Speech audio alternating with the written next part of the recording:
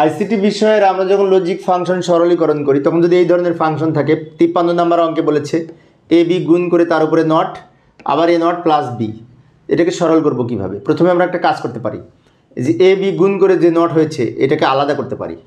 অর্থাৎ এই গুণের উপরে নট থাকলে এই নটটা ভেঙে আলাদা করা যাবে, কিন্তু শর্ত হচ্ছে ইনটু থাকলে প্লাস হবে। যেমন এ নট প্লাস বি নট, আর এখানে যা আছে আমরা রেখে দেবো, এ নট প্লাস বি যা আছে রেখে দিলাম। আমি আবারও বলছি, লক্ষ্য করি, এই যে এ বি গুণ করে তার উপরে নট না, তো এই নটটা ভেঙে দুইটা অংশে ভাগ করলাম, প্লাস ইনটুটা প্লাস হয়েছে, আর এখানে যা আছে রেখে দিয়েছি। এবার এই প্রথম রাশি আর দ্বিতীয় রাশি দুটো গুণ করে নিচে লিখব। তো গুণ করে নিচে লিখলে a naught into a naught, দুইটা এ নট হবে, তাই না?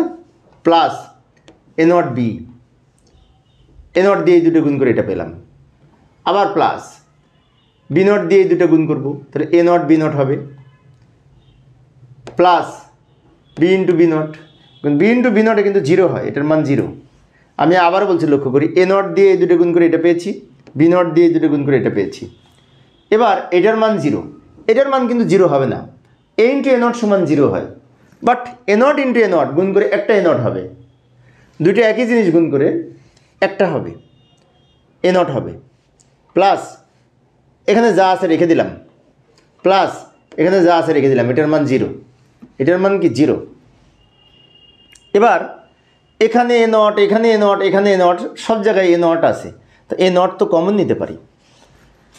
এখানে এ নট, এখানে এ নট, এখানে এ নট, তিনটে জায়গা থেকে যদি এ নট কমন নিই তাহলে এখানে 1 থাকবে, এখানে বি থাকবে, আর এখানে বি নট থাকবে। অর্থাৎ 1 plus b plus b naught, আরে শূন্য তো মূল্য নাই।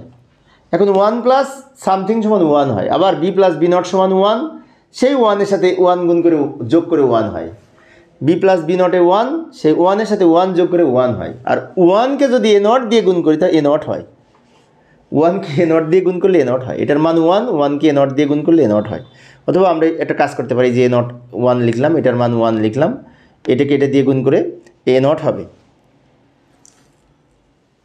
তো প্রিয় শিক্ষার্থী বন্ধুরা, আমি শিক্ষার্থীদের অনুরোধে অল্প অল্প করে আলোচনা করি যাতে শিক্ষার্থীরা বোরিং ফিল না করে। তো পরের ক্লাসে কী করবো একটু দেখে যাই। এই অঙ্কটা সমাধানের চেষ্টা করব, 54 নম্বর অঙ্ক। দেখার আমন্ত্রণ রইল। খোদা হাফেজ।